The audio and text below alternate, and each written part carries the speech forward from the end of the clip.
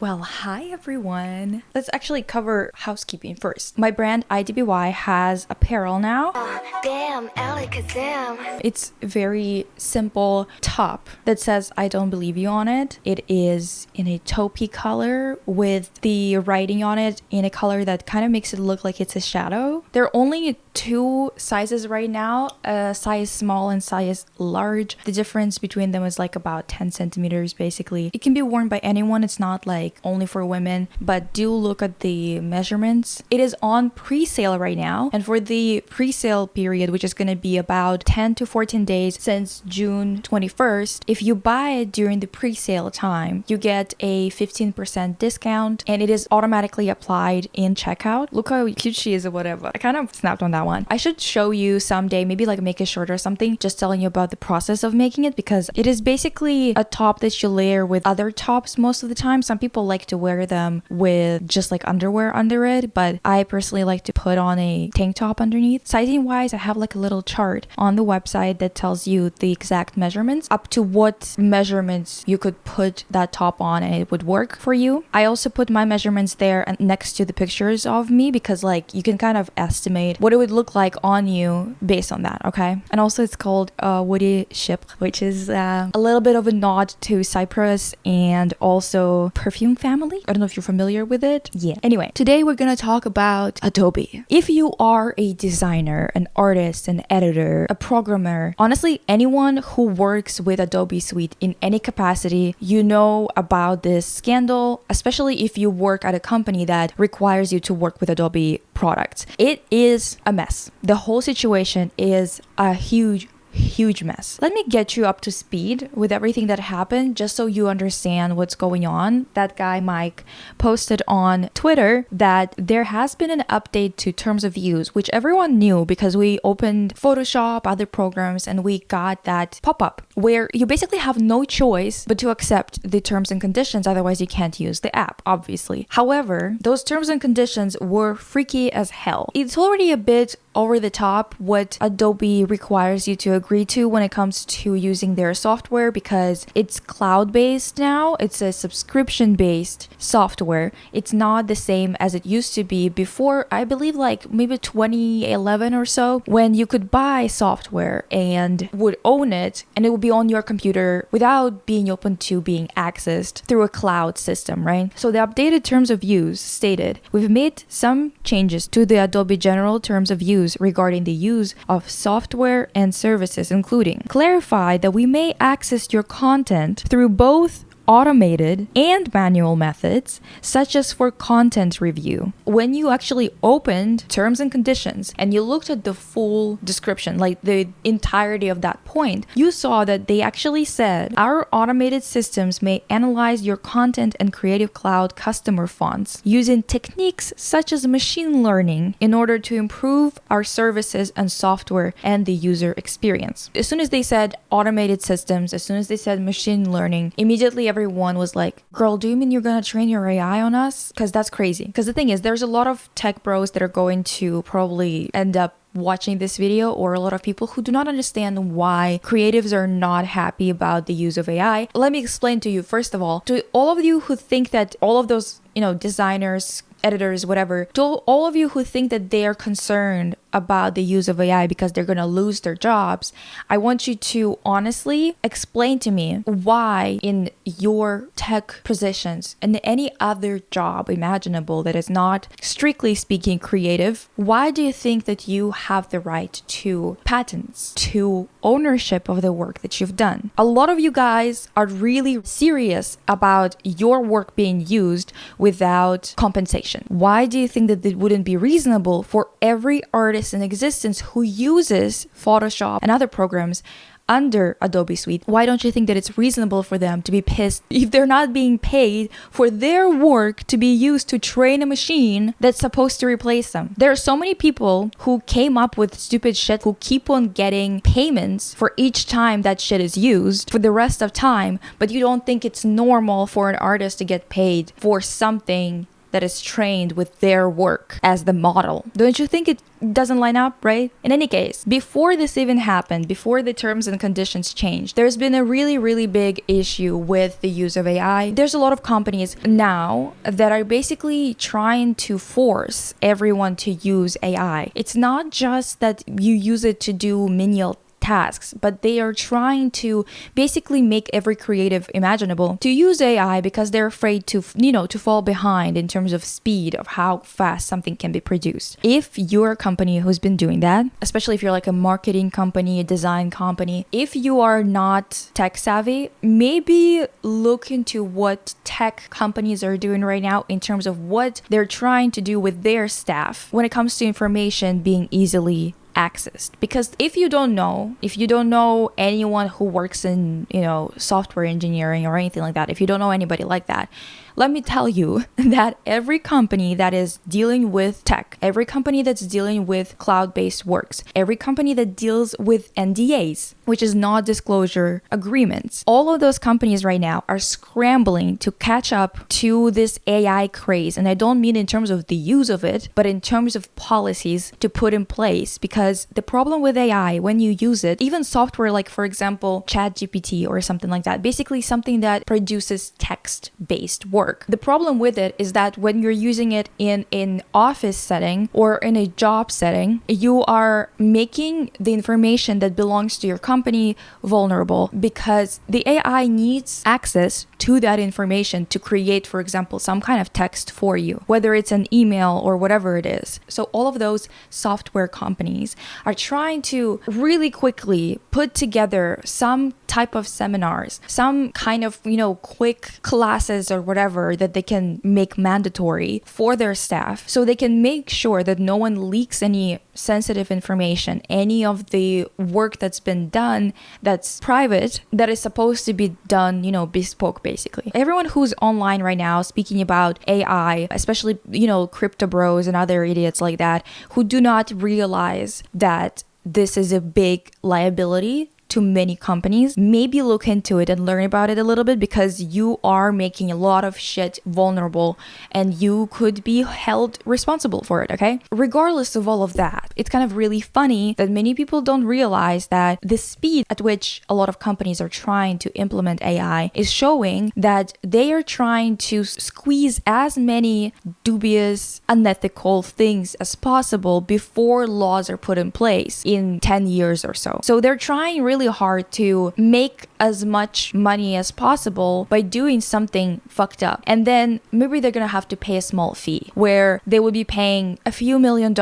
and if they are split evenly between all of the people who were using their software at the time, they would get $30 each or something like that. Something pathetic, They're basically trying to do a bunch of shit that wouldn't fly if the laws were actually in place, if the regulations were actually there. Now, Adobe tried to kind of go back on what they've said, at least in terms of like clarifications and whatever. And it is so useless, honestly, because if you know anything, literally anything about laws and about any of the legal bullshit that is around creative work, you will know that nothing that they say as clarification counts, because the only thing that counts is what you sign, what you agree to, which is the terms and conditions only. If you wrote something in terms and conditions, then you go, wait, actually, let me expand on it on another page that has nothing to do with terms and conditions, it doesn't apply. That clarification does not exist in the official document. So if you were to actually seek some kind of compensation for some kind of breach of contract, you wouldn't be able to do that because the explanation or the clarification does not apply to the legal document. You know what I mean? It's honestly crazy that they think that everyone is so dumb that they wouldn't notice this. Like, do you think everybody who uses Adobe, which is like basically the entirety of the world, isn't going to notice this shit? Are you serious? The explanation that they've given to everyone includes this little tidbit, which is the fact that they do not access content that's stored locally on your device, but only content that's stored on the Creative Cloud, which is already a lot. This isn't making anyone feel better about this whole situation, first of all. And second of all, it continues on to say that the content that users make public, such as contributions to Adobe stock, submissions to be featured on Adobe Express, and to be used as tutorials in Lightroom. I need Adobe to be serious because, yeah,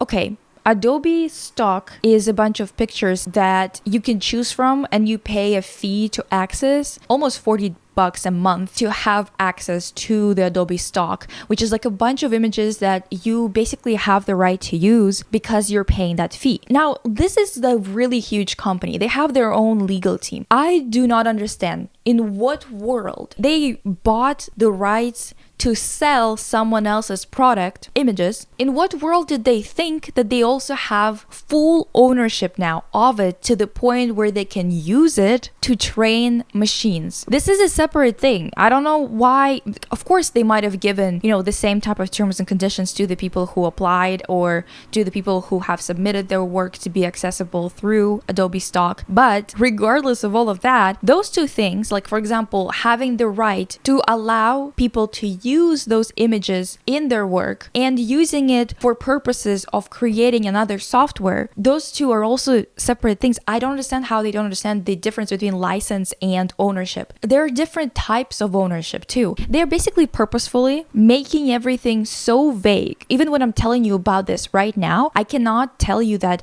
they specifically have the right to this or that and that's it, because they specifically make people sign something that makes them feel like they're signing for the program to be able to create previews, for example, of their works. This is actually an example that they use in terms and conditions on their terms and conditions page. They basically said, we just need the right to use your work just so we can create a little preview of what it looks like, or for you to be able to use the program to share your work with somebody else. No, seriously, do they think everyone's stupid? Do they genuinely think this is appropriate? You cannot make such a vague document and think that everyone's just gonna assume the best of you and be like, yeah, they would never use it for any nefarious reason. They will definitely only use it for the program to create preview images. I need you to be serious. I need you to be normal and not a crook for 2 seconds. Listen, I'm so tired of this bullshit. Like every business, this is why I hate the way that we made things work in this world, because every business is either a bunch of crooks or adjacent to crooks. It's insane. And I just want you to get it in one bite. What kind of rights they're asking from their customers, people who pay them to use their software, right? They can review your content. They can publish or give it away for free. They can sell it to third parties, sub-license. That's crazy. That's absolutely insane. They can and will use it to train their AI. You can't fully opt out of it, even if files are local, content-aware fill, and other non-specified tools. So I know that Adobe went and clarified these statements later, which the clarification that they gave us is, we've heard your concerns about our recent terms of use. We're doing a re-acceptance rollout. So they are trying to get people to sign a different terms and conditions agreement so people are not pissed, right? But in my opinion, they still kept a lot of things in that basically give them the right to do the exact same things they said they weren't going to do. They state in that document that they're not going to use customer content to train their generative AI. However, they do say that they will allow machine learning. The things that they highlighted, for example, this is on their page where they themselves tell us what the clarification is, what they changed in their document. And one of the things is they removed the words will only and replaced it with may. We may access, view, or listen to your content instead of we will only access, view, or listen to your. How is that making it better? How is that making it any better? They added a couple of in order to explain why they would be accessing your documents and stuff like that. I don't give a fuck why you're accessing it. I don't want you to access it. I don't want you anywhere near any of my fucking files. What is wrong with you? We've had this conversation before about AI, and I've said before that personally, in terms of artistry, I don't understand what the point is of making art that's not made by people, because art is basically an equivalent of living. There is no point of somebody else living your life for you. It's the same thing as there's no point in a machine doing the art for us, because this is a thing that we were trying to get to actually do This is a thing that we wanted to do, to compare to things that we were promised we were not gonna have to do anymore, which is we were told when we were, progressing in technology that whenever billionaires are investing money into machine learning or into robots or any technology in any shape or form, we were told that we were gonna have more time, more money, and just gonna fuck around more, basically. Instead of that, we basically eliminate all the jobs that would actually be in any way creative or interesting, and we only leave the jobs that are physical labor that they call unskilled labor, mind you. Unskilled labor that they can't seem to fucking figure out how to replace with machines. They can't replace people in the warehouses, which is the place where people actually get early disabilities and stuff like that because of how hard the work is physically on them. And they try to take away all the creative jobs. Like, what the fuck is the point of listening to a song that's been AI generated? What is the point? To all of those Connors and Brads who are obsessed with this shit, if you're that obsessed with being an artist, you want to be an artist this bad, that you are willing to take other people's work and use a button to generate new variations of it to just be called an artist, go learn how to draw or something instead. Be useful at least a little bit. And I know that there's going to be a lot of people who are going to be like, well, you're saying it because you're an artist or whatever. I'm in conceptual art. I'm not an illustrator. I'm not a musician. I'm not the type of artist who is in one medium. So my work actually became a thing when machines were created, more so than before. When the death of painting happened, that's when my type of art was born. So I'm not worried about this at all in terms of not having a job. What I am worried about is the fact that people are being very stupid about everything. Like, don't you understand that this is strange? That we were supposed to have more jobs that are creative available to us based on what we agreed on would be progress in society. We wanted to replace jobs that are not fun to do. We wanted to replace jobs that are disabling people in early years. And yet every time when Bill Gates insists that AI or some other shit is gonna make all of us richer and give us all so much free time, he talks about himself only, okay?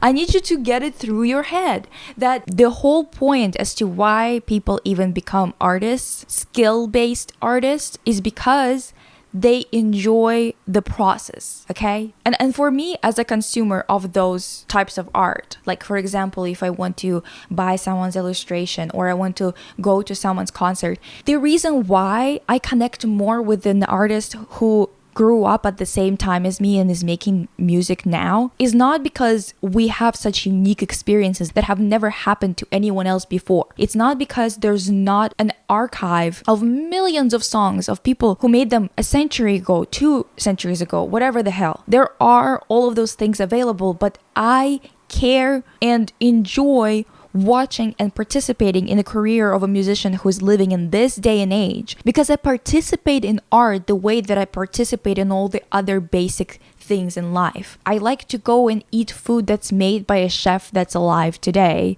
Yes, there are recipes, for example, right? But I don't really want a machine to just put some shit together and give it to me in the restaurant. I want it to be a person working there, because what is the point of us living at all if everything that is actually soulful and there and exists for our pleasure is replaced by machines? What the fuck is the point?